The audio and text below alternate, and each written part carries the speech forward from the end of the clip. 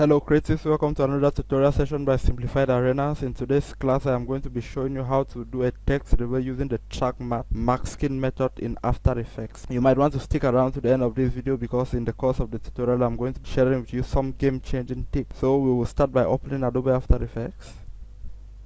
So I'm just going to create our new project, create a new composition. I'm going to call it track matte. Then now I'm going to input our text. I'll just call the text review. If you have this kind of error, just press the caps lock on your keyboard. I'm just going to capitalize everything.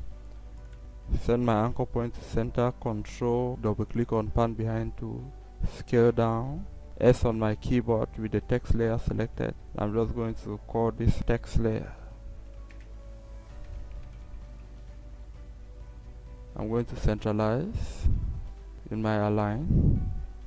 Then now I'm going to input a solid. I'll just right click on our timeline, new solid.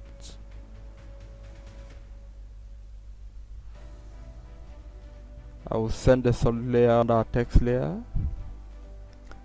And then I'll go to effects and presets. Then I'll go to effects and presets and search for gradient ramp. Then I'll just apply this effect on our text layer by dragging and dropping. Then I'll set a simple gradient. I'll set this blue as the start color of my gradient. And the end color, I'll take this shade of cyan. So that my gradient looks like that. For our text, the color does not really matter now, but I'm just going to set the text color to white. Under the character panel, I'll just go to the text field and I'll set it to white. Now that looks better.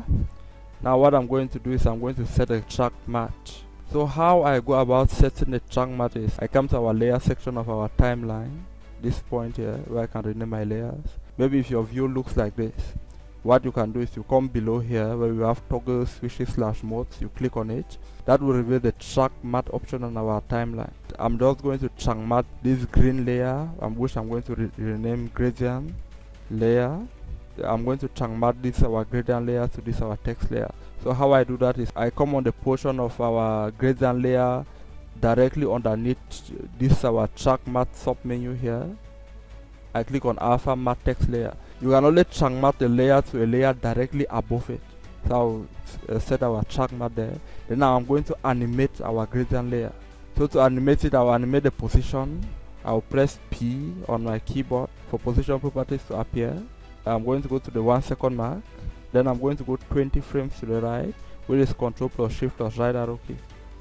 And then I'll set the position keyframe there. I come back to the beginning of our timeline and I move this our gradient layer out of the left like that, so that when I click play, our text layer is revealed. Then to make this animation more smooth, I can select both keyframes. I press F9 for easy ease. Let's play again and see. Now it looks more smoother. To make it even better, what I can do is I can go to our graph editor. This is the graph editor icon right here. I'm just going to click on it. I'm not going to be editing the keyframes with the value graph today. I'm going to be using the speed graph. Edit speed graph. Then what we want to do is we want to make this our gradient layer to move in with a fast velocity, slow down around the center as it reaches the end of our animation. So I'm just going to select this point on our graph here. I want to slow the movement at this point here. I want it to move in fast and then slows down as it completes the animation. So at this stage here, let me just zoom in a bit.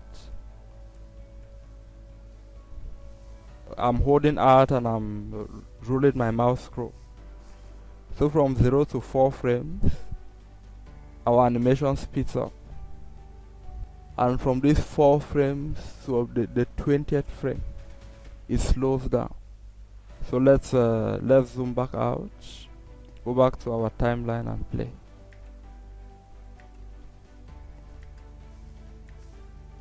You see that there's an initial speed and then it slows as it comes to the end of our animation. And then another thing I can do is I can copy this keyframe here, Control C, I move 10 frames to the right, I paste the keyframe, then I move 20 frames to the right again, and then I move our gradient out.